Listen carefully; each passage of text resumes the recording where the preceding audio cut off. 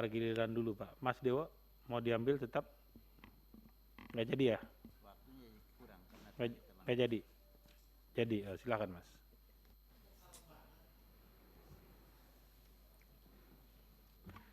Terima kasih pimpinan. Mohon maaf tadi ada hal yang mendesak di luar. Langsung saja, Pak Menteri, meskipun progres keuangan dan fisik masih jauh dari target, tapi saya yakin di Kementerian Perhubungan mampu menyelesaikan secara baik pada saat final nanti, karena Kementerian Perhubungan sudah teruji kinerjanya, bahwa tidak pernah pada akhir tahun itu sampai meleset, pasti sesuai dengan target. Jadi saya optimis, saya dukung Kementerian Perhubungan untuk meningkatkan kinerjanya dalam rangka pencapaian target itu. Tapi persoalannya dalam konteks kinerja dan kewenangan Kementerian Perhubungan itu tidak hanya sebatas bagaimana merealisasikan keuangan dan merealisasikan fisiknya saja. Karena Kementerian Perhubungan ini lebih kompleks, tupoksinya itu dan perannya itu sangat kompleks jika dibandingkan dengan kementerian yang lain. Yaitu bagaimana Kementerian Perhubungan dihadapkan pada satu tantangan transportasi darat, laut, dan udara supaya bisa menjadi lebih lancar, supaya kos logistiknya menjadi lebih murah, supaya bisa memberikan asas keadilan kepada masyarakat dan pemerataan pembangunan. Itu adalah peran Kementerian Perhubungan. Maka bicara soal anggaran tahun 2022, tentu tidak bisa kita pisahkan dengan satu realita di lapangan. Misalnya terkait dengan kemacetan lalu lintas yang begitu parah di Provinsi Jambi akibat dari transportasi batu bara, angkutan batu bara. Ini mohon maaf kawan yang ada di sana, saya terpaksa bicara karena ini sudah dalam konteks nasional dan teman-teman, saudara-saudara saya juga banyak yang ada di sana, saya juga sering mendapatkan keluhan dari sana. Saya percaya bahwa kemacetan transportasi yang begitu parah di Provinsi Jambi ini tidak hanya menjadi kewenangannya Kementerian Perhubungan untuk mengatasi. Ada instansi-instansi lain, kementerian-kementerian yang lain yang harus dikoordinir secara komprehensif dan sinergis dalam hal mengatasi persoalan ini. Tetapi leading sektornya tetap di Kementerian Perhubungan. Gitu ya. Maka saya ingin mendapatkan satu pencerahan bagaimana upaya atau langkah-langkah konkret yang sudah dilakukan Kementerian Perhubungan, termasuk juga perencanaan ke depan apa yang akan dilakukan untuk mengatasi hal ini. Karena akibat daripada kemacetan lalu lintas yang ada di Jambi itu dampaknya adalah secara nasional. Dampak hal apa ini? Dampak hal perekonomiannya. Ya, bagaimana mengatasi hal ini? Semua pihak itu tidak ada yang merasa dirugikan sebagai win-win solution, apa yang harus dilakukan oleh Kementerian Perhubungan. Jadi saya ingin mendapatkan satu pencerahan. Yang kedua, soal sering terjadinya kecelakaan lalu lintas, utamanya kecelakaan lalu lintas darat, Pak. Di kampung saya kemarin, kira-kira baru 3 hari yang lalu, di Kabupaten Wonogiri, itu juga menelan korban 8 orang meninggal akibat kecelakaan bis. Itu coba disebabkan oleh apa? KNKT sudah melakukan investigasi atau belum? Dan rekomendasi dari hasil kerja KNKT ini dijadikan satu dasar acuan untuk menyusun kebijakan atau tidak. Dijadikan dasar atau acuan untuk menyusun program ya terkait dengan penyusunan atau postur anggaran oleh Kementerian Perhubungan atau tidak. Jadi postur anggaran kebijakan fiskal dari Kementerian Perhubungan itu mencerminkan solusi dari kejadian-kejadian yang tidak diinginkan di lapangan atau tidak. Gitu ya. Jadi kalau itu sudah menggambarkan sebagai solusi pemecahan masalah dari kejadian-kejadian di lapangan karena kemacetan lalu lintas, karena kecelakaan lalu lintas, ya, karena ketidakadilan, ya, itu ada satu pemecahan masalah yang tercermin dalam kebijakan fiskal Kementerian Perhubungan dalam program-programnya itu atau tidak. Ya. Kalau itu belum, ya masih ada kesempatan kepada Kementerian Perhubungan untuk melakukan penyesuaian-penyesuaian. Selain itu juga manajemen itu perlu ditingkatkan. Koordinasi dengan instansi lain yang lain itu ditingkatkan. Bagaimana juga pembinaan Kementerian Perhubungan terhadap stakeholder yang terkait dengan transportasi, baik itu transportasi darat, laut maupun udara. Pembinaannya sejauh mana? Ya, misalnya terhadap organda, angkutan, penumpang, itu sejauh mana kepatuhan mereka terhadap perizinan, sejauh mana mereka terhadap kelengkapan atau kondisi fisik, kelaikan teknis kendaraannya, itu sejauh mana, misalnya semacam ini terkait dengan manajemen. Jadi Menteri Perhubungan itu memang bobotnya sangat besar, tidak hanya masalah bagaimana melaksanakan program-program yang bersifat fisik. Jadi memang dituntut punya ilmu yang tinggi, dituntut punya seni yang tinggi, artinya punya leadership yang tinggi. Dan saya percaya dengan Pak Menteri sekarang ini itu memang mampu itu, saya melihat dengan kinerjanya. Hanya karena mungkin persoalan dan kompleksitas masalah yang dihadapi di lapangan, baik itu transportasi darat, laut, udara itu sangat tinggi, masih ada celah-celah, masih ada percikan-percikan yang itu menjadi dinamika di lapangan. Saya hanya ingin mengingatkan itu saja kepada Pak Menteri supaya masalah-masalah di lapangan itu bisa diatasi. Terima kasih pimpinan. Terima kasih Mas Dewo. Selanjutnya Pak Fauzi. Bersiap-siap Pak Sarip. Terima kasih. Assalamualaikum warahmatullahi wabarakatuh.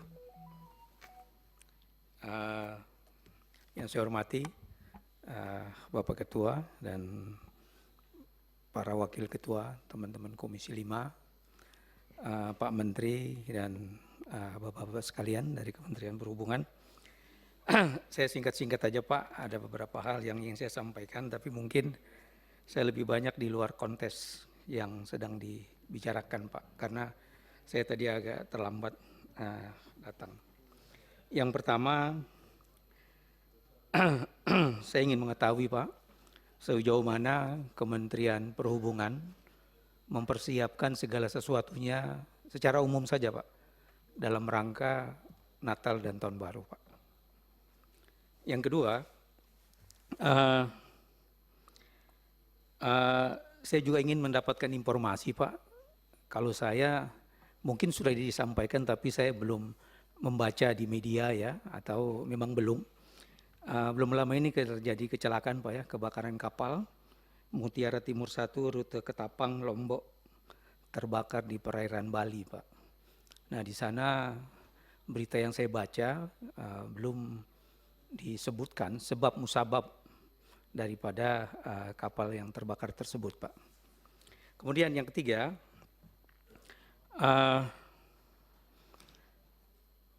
ya saya ingin mengetahui Pak, kira-kira bagaimana kereta Sulsel ini Pak. Janjinya tahun ini selesai Pak. Kemarin baru diresmikan, baru separuh rute cuman itu Pak. Entah diresmikan entah apa, tapi sayangnya kami dari Komisi 5 tidak ada yang diundang atau tidak ada yang datang Pak. Kalau saya undangannya nggak ada.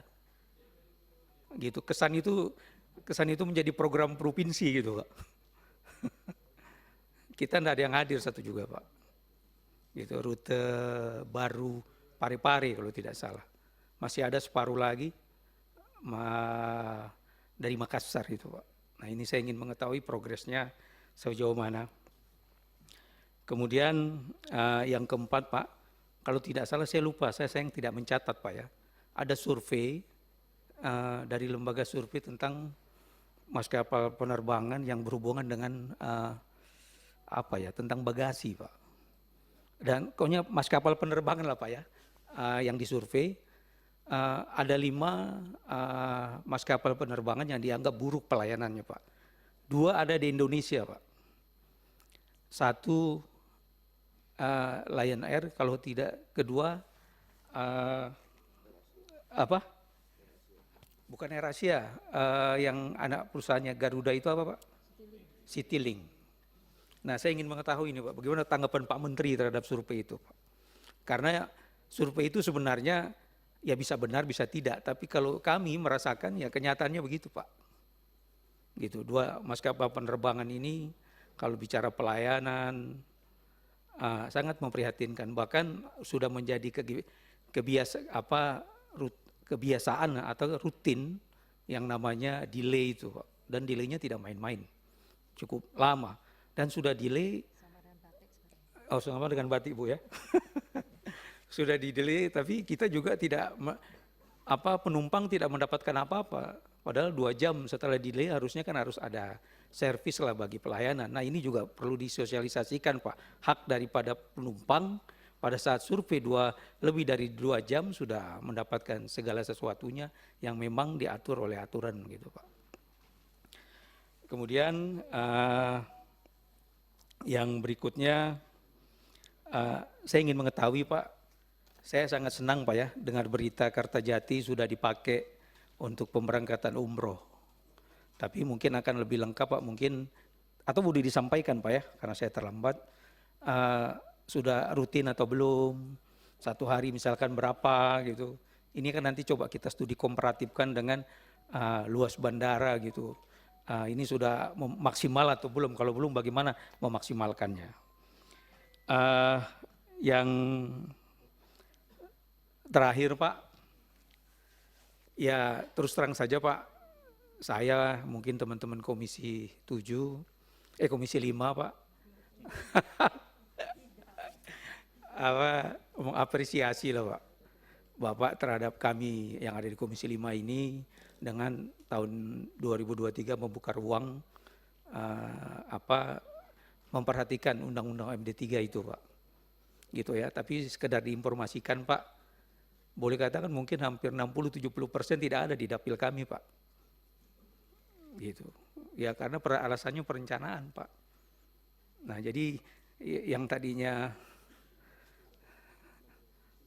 gitu hampir 60% itu Pak. Tadi udah kita bahas Pak. Sudah ya? Bapak tidak perlu perpanjang, udah kita bahas ya. Gitu. Oke. Saya belum, Ya. udah clear ya. Gitu. Gitu. Tanya Kapoksi ya.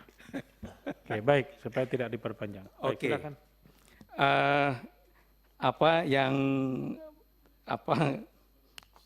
Cukup atau Cukup Pak, cukup. Oke, cukup Ya. kalau gitu. Makasih Pak Ketua. Ya, makasih Pak Fauji. Baik, selanjutnya Pak Sarip Al-Kadri. Bersiap-siap Pak Edi Santana. Terima kasih. Assalamualaikum warahmatullahi wabarakatuh. Selamat siang dan salam sejahtera. Yang saya hormati Ketua Komisi 5 beserta seluruh pimpinan, Bapak Menteri beserta seluruh jajaran Kementerian Perhubungan, teman-teman sejawat anggota Komisi 5 yang saya hormati. Pertama, saya menyampaikan apresiasi. Ya, jadi tidak salah juga Pak BNPB Perhubungan kita naikkan pada waktu itu. Ternyata sekarang sudah mencapai 1%. Ya, mudah-mudahan bisa lebih karena ini kan masih bulan November ya. Yang kedua berkaitan dengan realisasi pelaksanaan, saya kira 75% ini kan baru penyerapannya, kan sedang berjalan. Jadi sebenarnya udah tidak ada masalah sebenarnya 75% itu. Selalu dilihat dari sisi serapan, ya, mungkin pencairannya kan. Kemudian saya memperkuat juga apa yang disampaikan oleh Ketua Komisi 5 tadi berkaitan dengan masalah tragedi Sriwijaya. Ini saya kira perlu ini Pak, karena memang ada beberapa yang kemarin mungkin menghadap ke Ketua Komisi berkaitan memang hak-hak mereka belum diterima. Saya kira ini harus diutamakan dari sisi kemanusiaan lah. Saya berharap betul kepada Kementerian Perhubungan untuk menuntaskan persoalan ini. Karena ini tentu mereka sudah tertimpa musibah, kemudian juga yang menjadi hak mereka tidak bisa mereka terima gitu. Ini tentu sangat miris bagi kita. Kemudian berkaitan dengan ini Pak, saya mohon benar ini berkaitan dengan regulasi. Terutama penerbangan perintis. Saya kemarin ini juga tentunya kepastian. Tapi kita sebenarnya berharap ya berkaitan dengan masalah harga tiket kan sulit juga untuk kita ini kan dengan peningkatan harga aftur. Tetapi yang harus menjadi itu kan harus konsisten. Dan ini saya terima sendiri gitu. Saya akan pergi pada waktu itu ke Kapasulu, Pak Ketua, kebetulan acara pramuka, saya sebagai Ketua Kuarda harus apel di sana. Acara pramuka. Kemudian kita sudah beli tiket. Besoknya mau berangkat, tahu-tahu hari ini dibatalin. Bapak kan tahu Pak, berapa jarak antara Pontianak ke Kapasulu. Dan saya waktu itu juga dengan Pak Wagub. Akhirnya apa? Kita harus memutuskan harus lewat darat. Dalam tempo waktu yang cukup jauh gitu. Padahal besok sudah akan upacara jam 8. Nah, ini kan sudah sangat menyiksakan dan juga mungkin ya Tuhan beri petunjuk yang kena anggota Komisi 5 dengan pejabat pemerintah daerah. Jadi merasakan bagaimana kalau masyarakat yang lain. Nah, ini udah gitu Pak. Setelah itu oke lah. Setelah ini besoknya saya akan pulang lewat Sintang. Saya harus hari itu harus juga mengejar rapat di sini. Saya pikir sampai Sintang sampai Jakarta langsung di sini. Kenyataannya apa? Sampai ke Sintang begitu juga. Pesawat tidak diberangkatkan. Akhirnya kita naik darat lagi. Rencana semua sudah tidak bisa dilaksanakan, kemudian juga tentu makan waktu. Ini saya kira perlulah airline kita ini betul-betul komitmen disiplin di dalam melaksanakan terhadap usahanya ini. Artinya jangan mengorbankan masyarakat. Ya kalau masalah harga ya kita bisa tidak ya juga kita harus memaklumi dengan kondisi yang ada, tetapi paling tidak kan ada kepastian tuh. Nah, jadi saya kira ini yang sangat penting. Kemudian berkaitan dengan ini saya juga melihat ada beberapa mungkin sebagai ini kita kan sudah tahun 2023. 2024 ya secara konstitusi ada pemilihan pileg dan maupun pilpres. Mungkin ini beberapa yang harus menjadi catatan di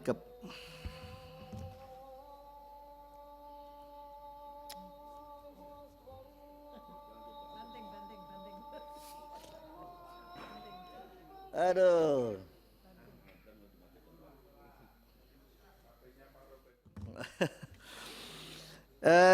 Yang harus juga Pak, mungkin saya cuma sekedar menyampaikan saran yang perlu menjadi diinventarisir berkaitan dengan beberapa yang mungkin sekarang harus kita waspadai ya, berkaitan dengan beberapa program-program yang harus kita tuntaskan di 2024.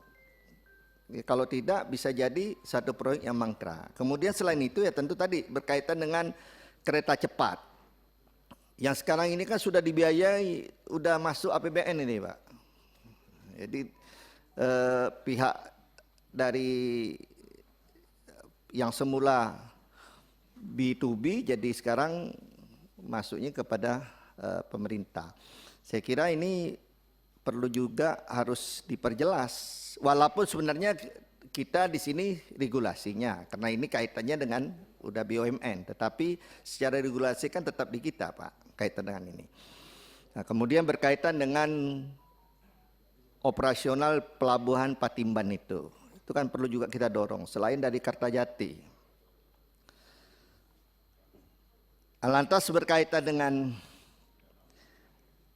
dapil, saya kira saya kembali lagi berkaitan dengan ini karena pemerintahan daerahnya menyampaikan ke kita berkaitan dengan kelanjutan masalah pembangunan Bandara Kayong itu. Realisasinya sampai saat ini juga perlu kami ketahui karena di sana juga sudah melakukan pembebasan terhadap lahan-lahan yang telah menjadi kewajiban itu. Mungkin ini beberapa yang kami sampaikan di dalam kesempatan ini atas segala capaian-capaian yang sudah dicapai oleh Kementerian Perhubungan ini, ya saya menyampaikan apresiasi yang setinggi-tingginya. Sekian saya akhiri. Wallahu muwaffiq ila aqwamit thoriq. Assalamualaikum warahmatullahi wabarakatuh. Terima kasih Pak Sarip. Selamat menikmati perjalanan panjangnya, Pak. Ya, kalau dari Pontianak ke Putus Sibau itu memang tidak menikmati, Pak. Udah masuk kategori penyiksaan, Pak. Ya, itu mungkin hampir 20 jam itu, Pak. Perjalanan. Jadi Pak Sarip dalam 2 hari menempuh perjalanan mobil hampir 40 jam. Luar biasa. Itulah situasi hari ini. Mudah-mudahan Pak Menteri, memang ini kendala kita, Pak. Saya lihat juga bandara kita di mana-mana bagus ya. Kan masif kita bikin bandara berapa tahun terakhir. Zaman Pak BKS ini aja berapa banyak bandara kita bikin. Demikian oleh Presiden, tapi nggak ada pesawatnya, Pak. Apa masalah bisnis angkutan udara tidak menarik di Republik ini? Ya kan, dulu kita sayang-sayang Merpati kolab. Dulu Merpati kan mainnya di sektor sini. Ada Kalstar dulu kolab juga. Sekarang tinggallah si Lion Group, karena Garuda juga udah nggak ada ATR-nya. Citylink setahu saya juga masih ada nggak nih ATR nih Citylink?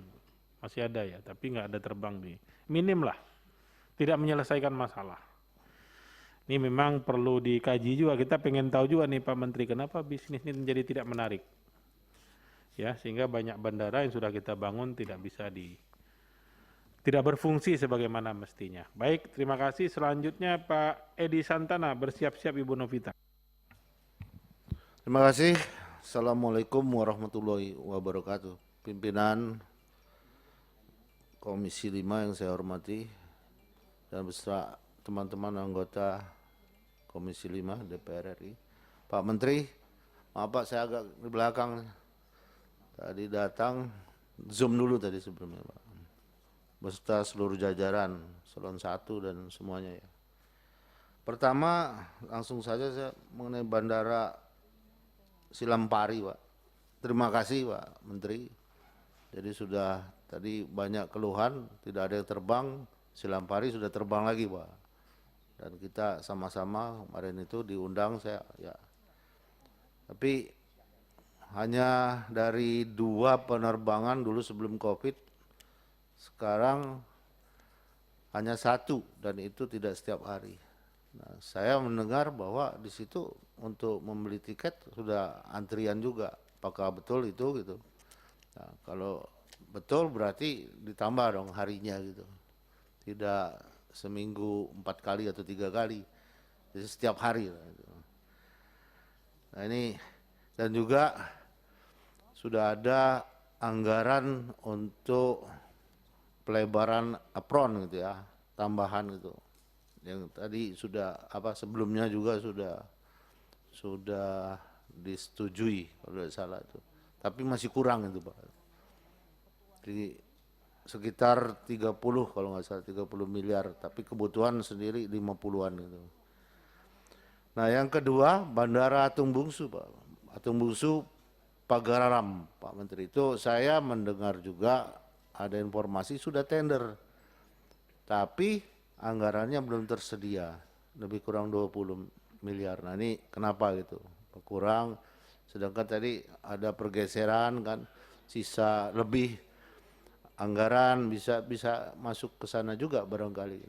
Saya mohon ini juga diperhatikan gitu. Dan kemudian yang ketiga Bandara Kertajati, Wah, ini menjadi atensi kita semua. Tapi ini terima kasih sudah mulai gitu. Untuk khusus umroh, ya mudah-mudahan itu terus ya, terus dipakai, tidak hanya seremonial sekali saja, tapi terus gitu. Kalau perlu nanti kami umroh lewat situ, Pak. Insya Allah gitu. Nah, yang selanjutnya, Pak, itu mengenai pendapatan negara bukan pajak. Tadi disampaikan bahwa yang terbesar adalah dari Direktorat Jenderal Perhubungan Laut. Nah, ini di mana, Pak? Yang terbesar ini, kalau boleh tahu, di mana dan di apa ini? Program apa? Apakah ini ada di terminal, gitu? Terminal khusus atau terminal umum atau pelabuhan gitu? Nah, ini mohon penjelasan lebih rinci masalah ini. Ya, kalau ini kan senang saja kita, wah bertambah lagi nih pendapatan gitu. Kalau perlu diperbanyak, kalau di Tersus ya Terum atau Tersus jadi Terum gitu kan. Kalau Tersus kan misalnya ada iup batubara hanya satu gitu kan, khusus untuk si pemegang iup. Nah, tapi kalau Terum bisa dari mana-mana gitu. Nah, ini. Sedangkan kalau satu saja gitu, Tersus itu ya banyak nganggurnya gitu.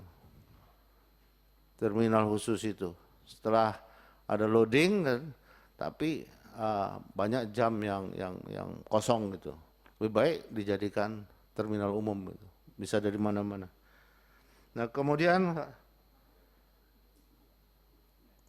yang selanjutnya saya kira ada banyak keluhan, Pak, di KSOP, Pak. Di KSOP saya tidak perlu sampaikan di sini juga. Nanti secara khusus ada beberapa hal yang perlu saya sampaikan gitu ya.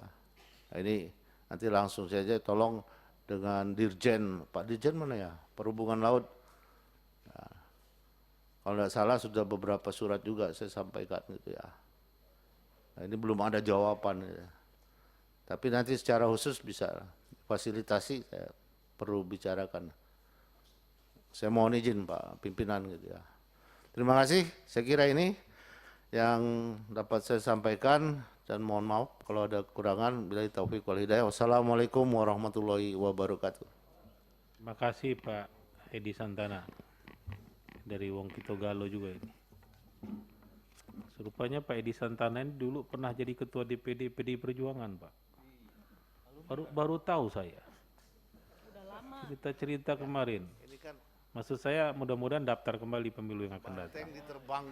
Janganlah, jangan. Oh gitu. Tetap di Gerindra. Pantas duduk berbaringan dijaga di situ ya. Ini udah diikat ini. Oh ya udah. Semoga ikatannya mantap, Pak. Silakan Ibu Novita. Terima kasih Pak Ketua. Assalamualaikum warahmatullahi wabarakatuh. Yang saya hormati Pak Menteri yang baik hati dan tidak sombong. Pak Menteri, Pak Sekjen dan jajaran, Pak Novi, Pak Dirjen semuanya. Semuanya baik-baik. Kemudian yang saya hormati juga pimpinan dan anggota Komisi 5. Langsung saja Pak Menteri, saya mengapresiasi walaupun pencapaiannya belum maksimal, tapi yakin nanti di bulan Desember pasti tercapai karena kita lihat jago-jago semuanya. Di semua dirjen pasti insya Allah akan maksimal dalam penyerapan dan realisasi. Kemudian harapan saya sih pribadi Pak Menteri, kalau nanti di akhir ada sisa-sisa anggaran bisa disinergikan dengan kita baik untuk padat karya atau kegiatan yang lainnya sesuai dengan usulan-usulan kita. Karena kita berhubungan langsung di bawah. Kemudian PNBP juga kita berharap juga bisa maksimal walaupun kemarin kita sudah terhambat dengan adanya COVID, tetapi karena ini sudah mulai melandai, pasti kreativitas harus dimaksimalkan sehingga pendapatan PNBP bisa maksimal. Kemudian saya hanya kasih masukan tentang darat Pak, ingin mengingatkan tentang odol, jangan sampai kontrolnya tidak maksimal karena ini bisa penting sekali untuk masyarakat, jangan sampai ada kecelakaan-kecelakaan. Kemudian untuk pesawat tadi sudah disampaikan juga oleh teman-teman saya, jujur beberapa kali saya sampaikan ini penting sekali untuk udara Pak. Pesawat kita kemarin tadi yang disampaikan Pak Fauzi kan ada predikat yang kurang baik, semoga itu salah. Tetapi yang kejadian-kejadian beberapa banyak sangat menyita perhatian, delay yang tidak jelas, kemudian harga yang masih tinggi tiketnya, dan bahkan saya juga pernah mengalami karena tidak mendapatkan pesawat Garuda sehingga saya pakai Citylink, sehingga di penerbangan di tengah jalan sudah 15 menit muter-muter 20 menit akhirnya kembali. Artinya pesawat ini harus betul-betul serius dilihat, dicek Pak. Kemudian kemarin juga ada anggota dewan sampai delay 2-3 jam di Halim, kemudian malah tidak jadi terbang gitu. Itu batik kalau nggak salah, saya langsung kirim kepada Pak Dirjen Udara dan itu tidak jelas gitu. Jadi harap itu menjadi perhatian khusus pada Pak Menteri dan Pak Dirjen. Apalagi sekjennya mantan Dirjen Udara. Kalau di Cilacap Pak Menteri terima kasih. Sebetulnya harapan saya untuk bisa adanya penerbangan lagi itu sudah bagus sekali Pak Menteri, Pak Novi juga sudah ke sana, tetapi ada kendala memang subsidinya harus tinggi. Jadi Pemdanya yang keberatan sehingga saya walaupun belum bisa terlaksana tapi sangat mengapresiasi apa yang sudah dilakukan oleh Pak Menteri dan Pak Novi yang jauh-jauh sampai ke Cilacap. Terima kasih. Walaupun tetap bertahan nanti semoga subsidinya tidak berat sehingga bisa melakukan penerbangan karena di Cilacap ini kabupaten industri yang paling besar di Jawa Tengah. Ini ada Pertamina, ada PLTU, ada macam-macam, bahkan pelabuhannya juga Tanjung Intan penting, tetapi penerbangannya masih mandek. Kemudian tentang kereta api Pak Menteri, masih beberapa kejadian kecelakaan, harapan saya ya yang palang pintu. Kalau kereta apinya sendiri dan rel saya lihat sih sudah bagus, pelayanannya juga sudah bagus. Yang penting adalah tentang palang pintu. Jadi gimana ya, dari dulu saya udah 2 periode memang PR-nya palang pintu. Ini anggarannya gimana dikoordinasikan sehingga bisa mengurangi kecelakaan. Karena beberapa saat kemarin aja sudah ada beberapa kali menabrak dan banyak korban yang meninggal karena kecelakaan di palang pintu kereta api. Kemudian yang terakhir mengenai mobil listrik, Pak Menteri, saya ingin tanya itu persiapannya bagaimana di Indonesia, kemudian sistemnya bagaimana, karena kalau di luar negeri kan sudah berjalan gitu. Kalau di Indonesia itu bagaimana kebijakan dan sistem yang akan dilakukan di Indonesia. Terakhir, kembali padat karya dan usulan-usulan dari anggota dewan mohon bisa dimaksimalkan Pak, karena kita yang berhadapan di bawah dan di lapangan, semoga hubungan kita semakin baik dengan sinergitas program-program yang ada. Demikian, terima kasih Pak Menteri dan semuanya pimpinan. Wassalamualaikum warahmatullahi wabarakatuh. Selanjutnya Pak Mulyadi, silakan. Bersiap-siap Pak Sumail. Terima kasih pimpinan dan wakil pimpinan serta seluruh anggota yang saya hormati dan saya banggakan, Pak Menteri, Pak Sekjen, para Dirjen dan seluruh jajaran yang saya banggakan serta hadirin semua yang hadir. Semoga senantiasa sehat dalam menjalankan aktivitas dan tugas masing-masing. Pertama, saya harus menguatkan apa yang disampaikan pimpinan pada saat prolog rapat di awal terkait serapan anggaran itu harus menjadi indikator kinerja, tapi kami juga berharap serapan anggaran juga betul-betul memperhatikan bahasa saya itu tepat waktu Pak, tepat fungsi dan tepat sasaran gitu kan. Kenapa? Terkadang anggaran yang sangat terbatas alokasinya tidak prioritas dan seterusnya. Yang kedua Pak Menteri, Saya berharap Bapak tetap membantu Jawa Barat, Pak, terutama terkait bencana Cianjur yang hari ini masih terus menjadi perhatian publik, Pak. Kami berharap ada program-program cepat ya, terutama untuk di titik-titik bencana terkait penerangan jalan umum, Pak, kemudian rambu-rambu yang rusak dan segala macam. Karena saya komunikasi dengan Dinas Perhubungan Jawa Barat, mereka kesulitan, Pak, karena saya tahu itu anggaran mereka, bayangkan Jawa Barat yang begitu luas, Dinas Perhubungannya itu cuma dialokasikan anggaran 20 miliar, Pak, ya. Jadi kalau misalnya ada sinergitas dari kementerian yang Bapak pimpin dengan Dinas Perhubungan di wilayah, terutama di daerah bencana, Pak Menteri, kami sangat apresiasi dan kalau boleh, bukan bahasa ngemis, Pak, saya minta tolong lah, Pak, ya, diperhatikan, Pak. Kemudian, Pak, saya menyoroti beberapa hal, terutama terkait tata kelola perhubungan darat, Pak. Pertama, tolong Pak, kalau perlu kita hadir bareng-bareng Pak, untuk menyaksikan bagaimana truk-truk tambang di wilayah Rumpin dan Parung Panjang Pak, yang terus-menerus tidak pernah berhenti menelan korban Pak. Belum lagi mobilitas masyarakat yang terganggu, belum lagi polusi yang tidak pernah berhenti Pak. Jadi saya kira, mohon maaf sekali lagi saya selalu bilang negara harus hadir, jangan dibiarkan Pak ya. Kalau perlu ada timetable dan action plan atau des bersama untuk mengatasi kerumitan jalan tambang di wilayah Rumpin, Parung Panjang dan yang berbatasan dengan Tangerang, Pak. Kemudian, Pak, saya memperhatikan tol elevated, Pak. Ternyata di atasnya sekarang sudah dimasuki oleh bisnis transportasi yang berbasis shuttle, Pak, ya. High-S itu segala macam, Pak. Kan sudah ada portal, Pak.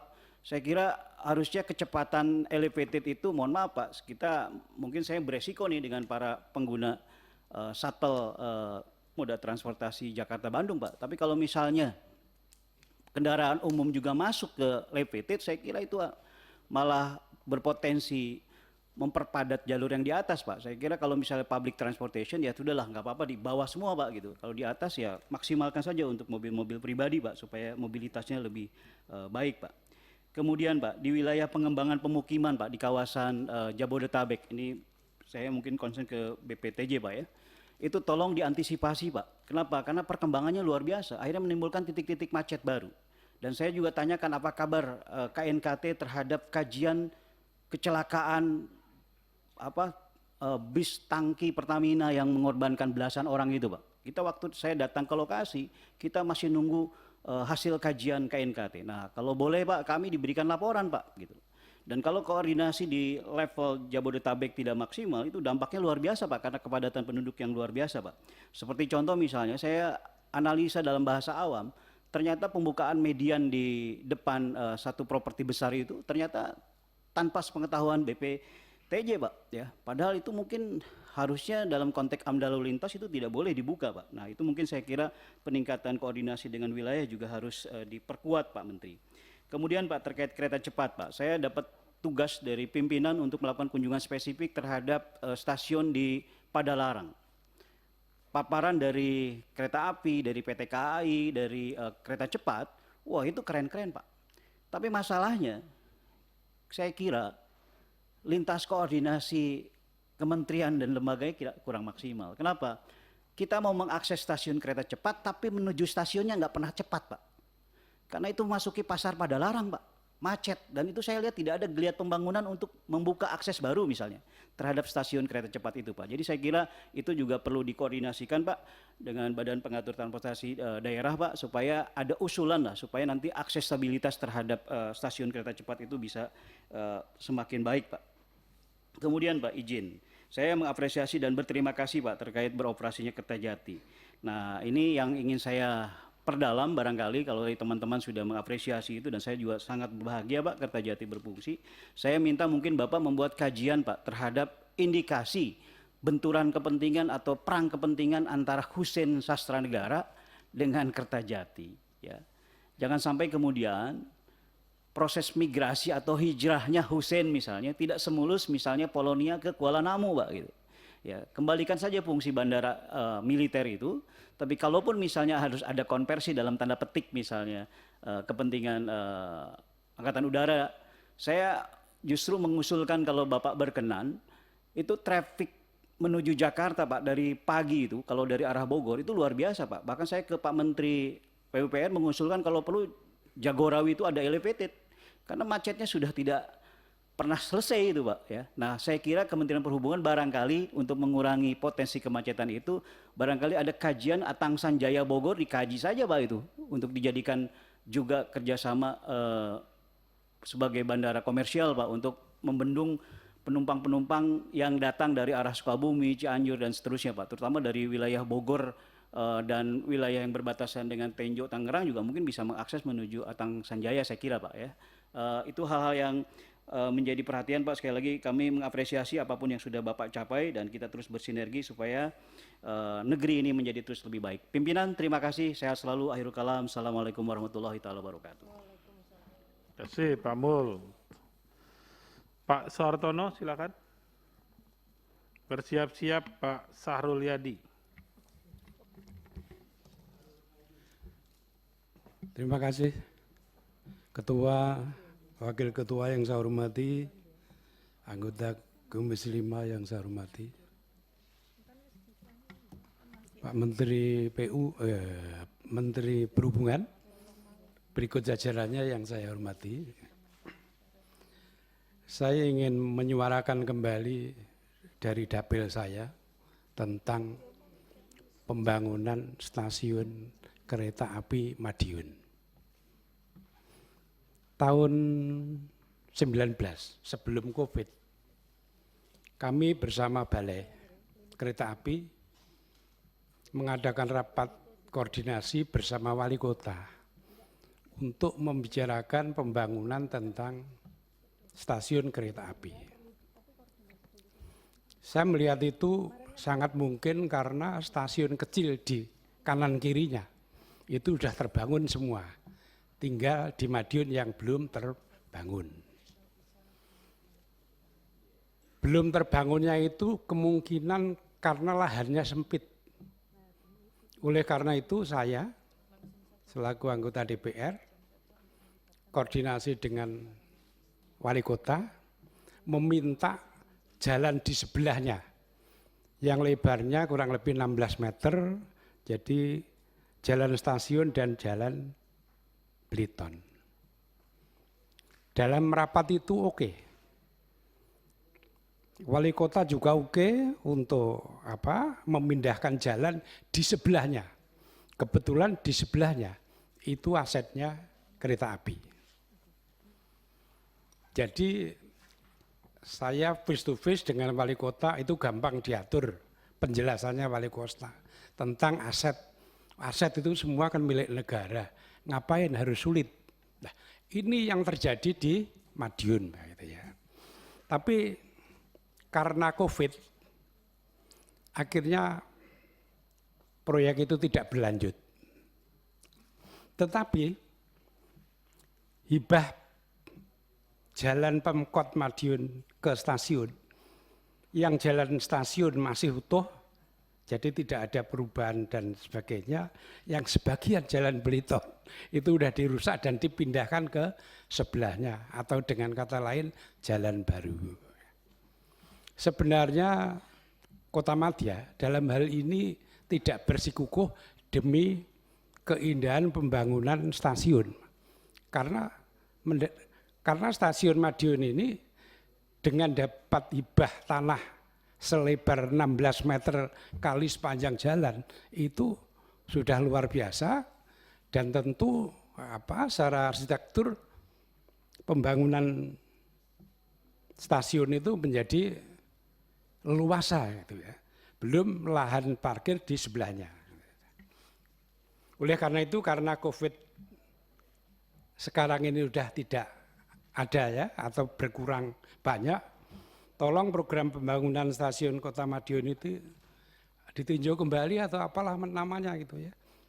Karena itu sudah terlanjur Pak, sudah terlanjur hibah ya, walaupun secara administrasi belum dilakukan, tetapi saya jamin hal semacam ini Pemda itu sangat membantu agar stasiun Madiun itu representatif dengan lebar dan sebagainya, tempat parkir dan sebagainya, dan itu juga tersambung dengan program Kota Madya yang membuat program kayak Malioboro itu langsung masuk Pak. Jadi jalan pahlawan yang di Madiun itu atau representasi dari Malioboro itu langsung berhubungan dengan halaman stasiun yang kelak akan dibangun.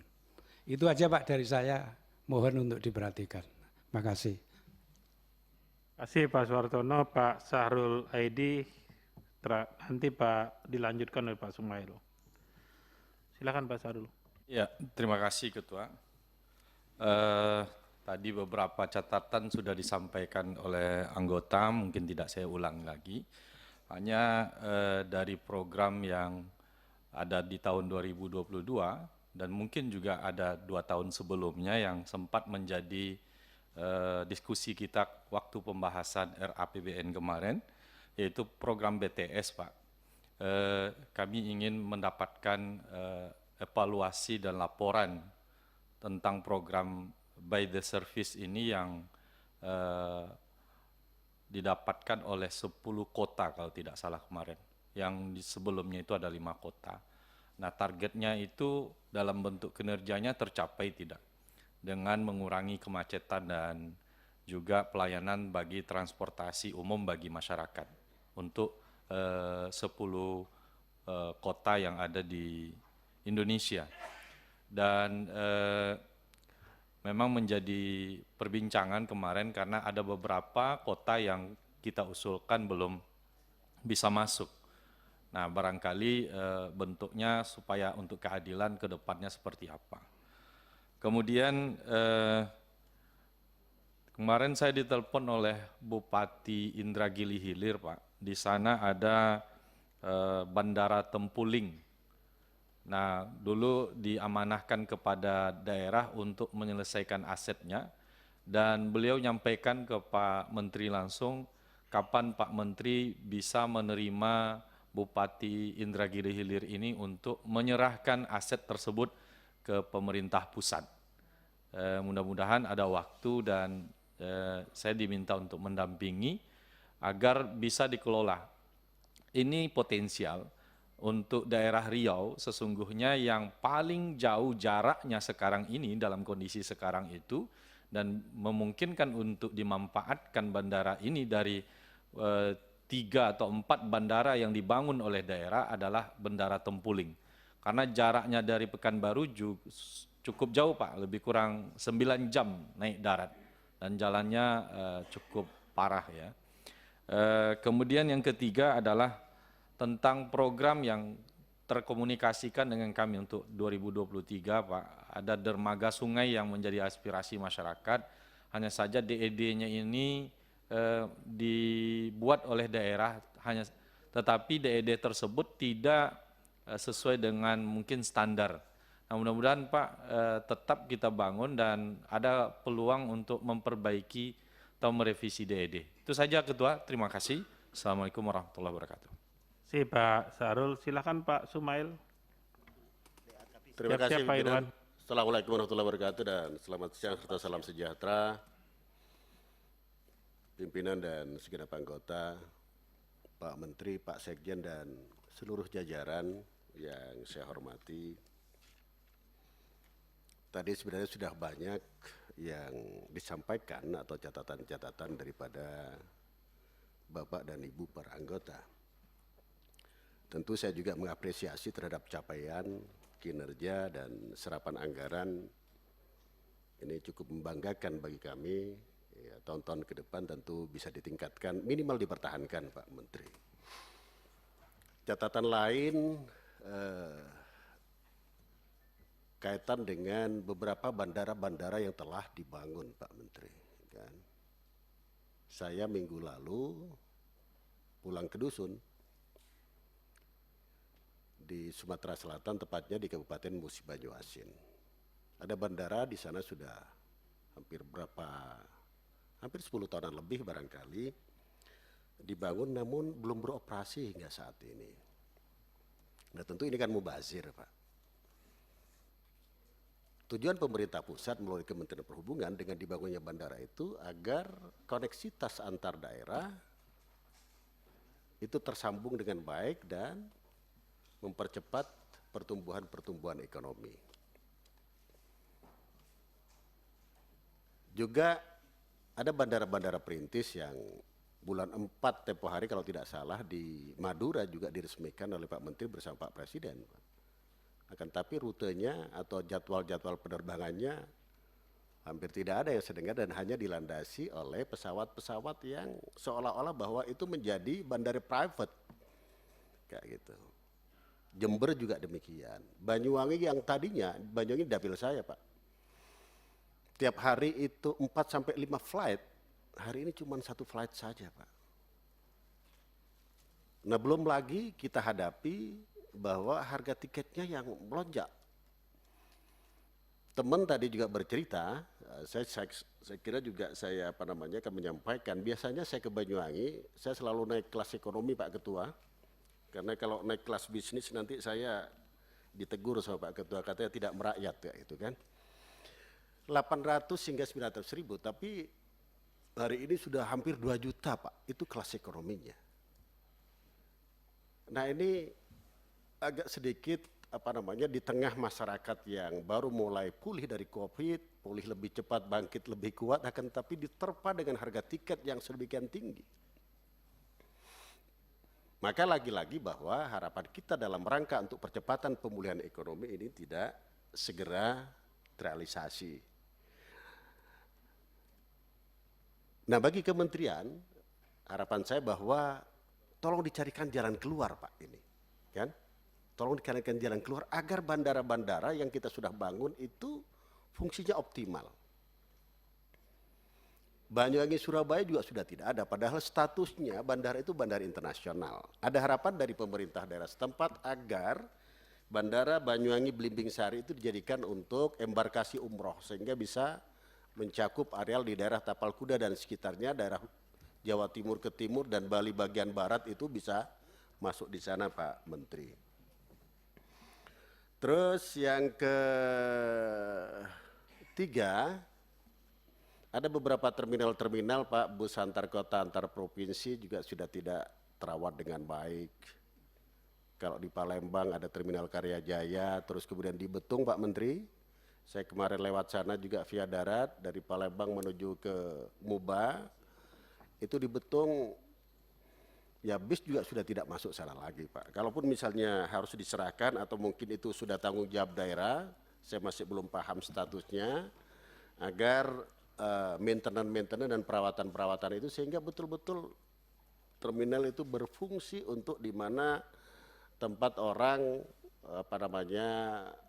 mencari alat transportasi umum menuju ke daerah-daerah sasaran.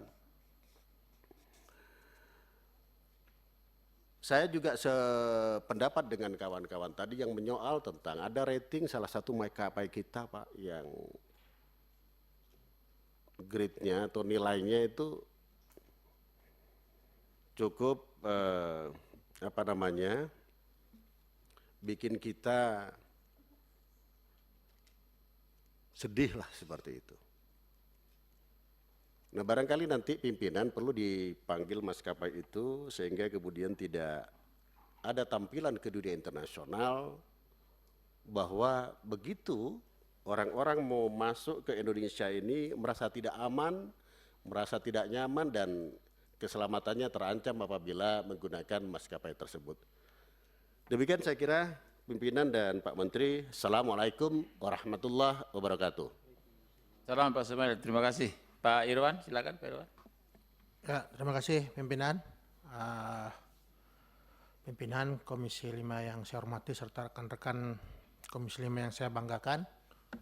Bapak Menteri Perhubungan, Pak Sekjen, Pak Dirjen, Pak Direktur serta seluruh keluarga besar Kementerian Perhubungan yang hadir pada rapat hari ini yang saya banggakan. Pertama-tama terkait mengenai PNBP tentu kami sangat mengapresiasi dan kami sangat meyakini bahwa sebenarnya Kementerian Perhubungan melalui kerja keras dan beberapa terobosan bisa lebih dari pencapaian yang sudah luar biasa hari ini. 90% realisasinya dari target 8,6 triliun. Mungkin saran kami bahwa terkait sektor perhubungan laut untuk jasa kapal barang, terutama jasa kapal barang ini yang kemudian segera dioptimalisasi pendelegasian pengusahaan pelabuhanan ke swasta. Karena kalau ini clear, selesai, kami meyakini bahwa memang sektor laut kita bisa kemudian menyumbang PNBP yang bisa lebih signifikan lagi dari yang dicapai hari ini. Tentu hari ini juga kami sangat-sangat mengapresiasi. Kemudian terkait komitmen Kementerian Perhubungan untuk tetap merealisasikan bebas odol di 2023, kami juga sangat mengapresiasi. Kemarin waktu kunjungan di Amerika, saya bertanya secara spesifik kepada direktur untuk di Department of Transportation di Amerika, bahkan Amerika nggak punya sistem untuk menyelesaikan masalah odol ini, pemerintah pusatnya. Kami juga nggak punya, bahkan kami juga sampai sekarang tidak bisa menyelesaikan masalah ini.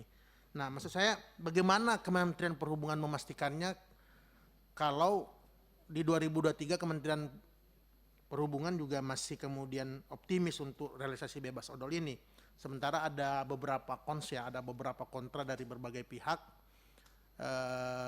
yang kemudian bisa saja menolak terkait bebas odol ini. Nah, kita mau lihat gimana sih bagaimana Kementerian Perhubungan bisa memastikan hal ini. Kemudian yang terakhir, pimpinan, kemarin saya turun ke Kaltim, lagi-lagi saya juga mengapresiasi ya Kementerian Perhubungan melalui program Syahrani, Syah Bandar Melayani, ya bukan Syahrini ya, Syahrani, Syah Bandar Melayani. Nah, terobosannya di KSOP Balikpapan itu membangun stasiun lap jaket untuk nelayan di Muara Manggar. Kelihatannya sederhana, tetapi ini menyangkut keselamatan manusia. Ya, 1 nyawa rakyat Indonesia terselamatkan itu hal yang sangat luar biasa. Nah, cuma saya melihat ini masih dari CSR. Mengapa ini nggak kemudian program yang stasiun lap jaket ini kemudian diadopsi kemudian menjadi program Kementerian Perhubungan tahun-tahun ke depan? Karena sebenarnya ini juga nggak butuh biaya besar. 1 stasiun itu saya tanya 70 juta itu CSR dari mitra KSOP di Balikpapan. Tetapi ini sangat mampu melindungi dan memberi keselamatan kepada nelayan-nelayan kita yang berjuang di tengah laut. Ya, kemudian program ini juga, stasiun lap jaket ini juga bisa kemudian diintegrasikan dengan sektor-sektor lain, stakeholder lain, dengan Basarnas, dengan Polair, dengan Lanal, untuk kemudian memantau keselamatan para nelayan ini. Jadi sangat-sangat mengapresiasi dan ini bisa dicontoh. Harapan saya seluruh Syah Bandar, KSOP, KUPP bisa membangunnya lewat CSR ataupun lewat APBN stasiun-stasiun lap jaket seperti ini. Nah, tambahan masih di lokasi terkait Muara Manggar ini, Pak Menteri, saya sangat minta ini diperhatikan. Sejak awal tahun saya sudah mengatakan bahwa di Muara Manggar ini telah terjadi korban jiwa, nelayan meninggal. Ada yang kemudian kapalnya terbalik. Ya. Korbannya tuh udah sangat banyak karena muaranya itu ada pendangkalan tetapi tidak ada rambu suar. Ya. Dan ini sudah saya turun ke lapangan juga dengan KSOP dan lain-lainnya. Tetapi saya tanyakan di kantor navigasi di Samarinda itu baru DED tahun depan. Masa untuk korban yang udah bertahun-tahun permasalahan untuk DED butuh 1 tahun, 2024 baru pelaksanaan. Padahal saya tanya hanya untuk membangun menara suar di darat 12 meter, kemudian rambu suar di laut 2 menara setinggi 7 meter. Itu nilainya juga hanya 4,5 miliar. Saya jangan sampai menunggu lagi 2023 ini ada yang korban baru kita bangun 2024. Saya mohon ini menjadi atensi khusus, dibangunlah Pak tahun depan. Ya. Ini enggak mengganggu yang lain. Kalaupun memang tidak ada lagi, enggak apa-apa Pak. Apa yang lain-lain kita bisa diskusikan untuk kemudian diprioritaskan ke sini. Demikian, terima kasih banyak atas atensi dari Kementerian Perhubungan, Pak Menteri, Pak Sekjen, Pak Dirjen, dan seluruh keluarga besar Kementerian Perhubungan. Lebih kurangnya saya mohon maaf. Assalamualaikum warahmatullahi wabarakatuh. Salam. Makasih Pak Irwan. Ada satu sebenarnya yang Pak William Wandik ini di virtual. Tapi itu penghargaan Pak Dewo duluan barangkali silakan, baru virtual. Ya, Pak Dewo semua ada tambahan katanya. Atau virtual dulu? Virtual dulu. Silakan Pak William Wandik, silakan Pak William. Silakan Pak.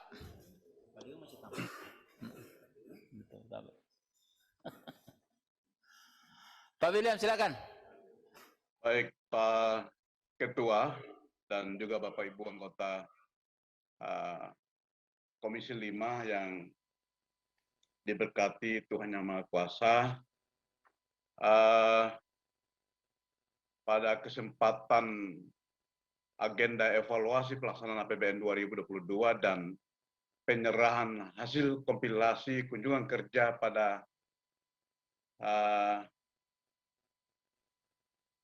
2022-2023 ini, kami ingin menyampaikan beberapa catatan. Pertama, tentu kami memberikan apresiasi kepada mitra atas kerjasama yang baik, sehingga bisa mencapai penyerapan anggaran di Kementerian Perhubungan 2022 ini mencapai 75%, atau terserap 25 triliun dari total pagu 33 triliun dengan kondisi yang ada, dan masih memungkinkan target realisasi 97% sampai akhir Desember mendatang nanti dapat tercapai, khususnya di belanja modal yang baru terserap 71%. Dan terkait realisasi dari sumber dana dari pinjaman dan hibah luar negeri baru terserap 37% dan sumber dana SBSN baru terserap 67%. Sebaiknya diperhatikan lagi realisasi ini agar pada akhir tahun dapat realisasi hingga 100%, khususnya PHLN-nya. Dan kami apresiasi realisasi BNPB yang sampai November 22 sudah mencapai 90% atau 7,8 triliun. Semoga dapat realisasi di atas 100%. Kalau memungkinkan di atas capaian PNBP tahun 2021. Dan terkait program padat karya,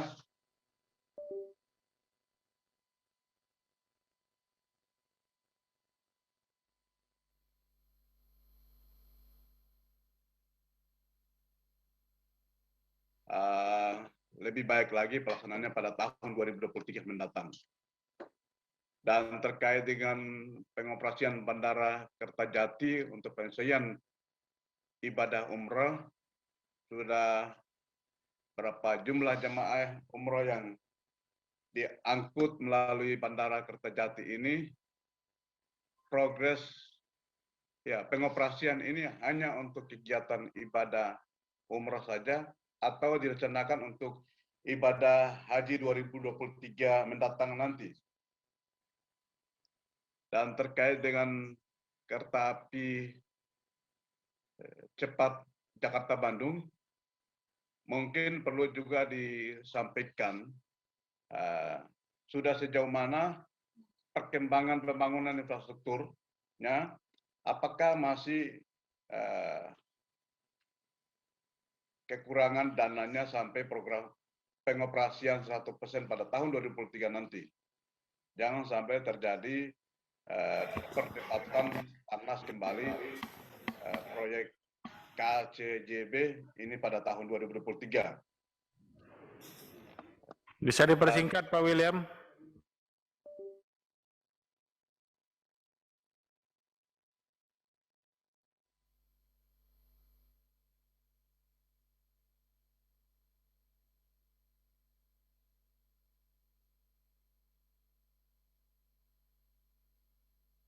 Kepentingan Dapil Papua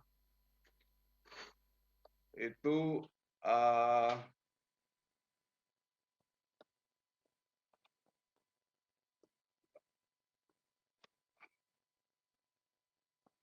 Cukup Pak William?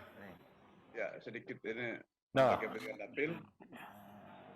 Pak Menteri dan juga para dirjen perlu mendorong beberapa lapangan terbang di Papua ditingkatkan statusnya menjadi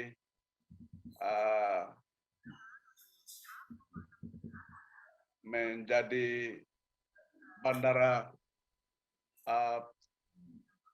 penunjang penghubung utama melalui subsidi pemerintah, yaitu Bandara Senggi di Kabupaten Kerom dan juga Bandara Karubaga di Kabupaten Tolikara dan juga Bandara Mulia di Kabupaten Puncak Jaya.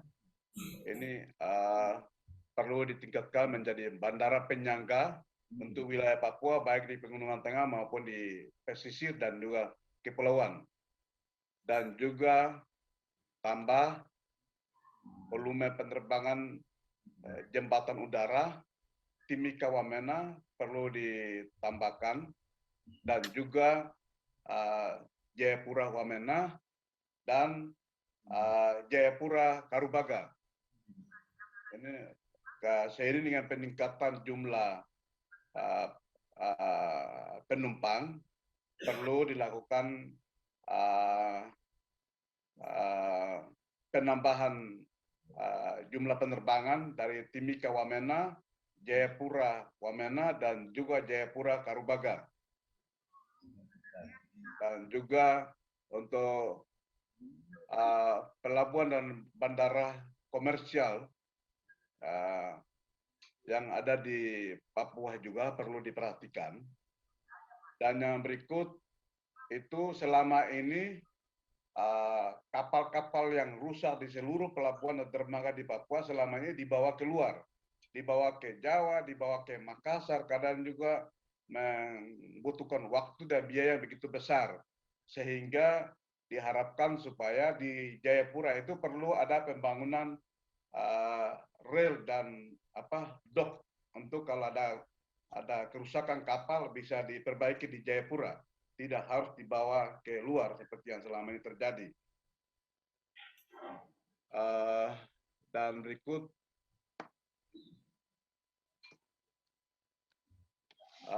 dan yang berikut adalah untuk kegiatan program padat karya di Papua diharapkan juga terjadi, tidak hanya terjadi di pelabuhan seperti kemarin, tapi diharapkan juga terjadi di bandara-bandara di Jayapura, seperti hal ini di Bandara Sentani yang juga merupakan bandara utama Papua. Ini seperti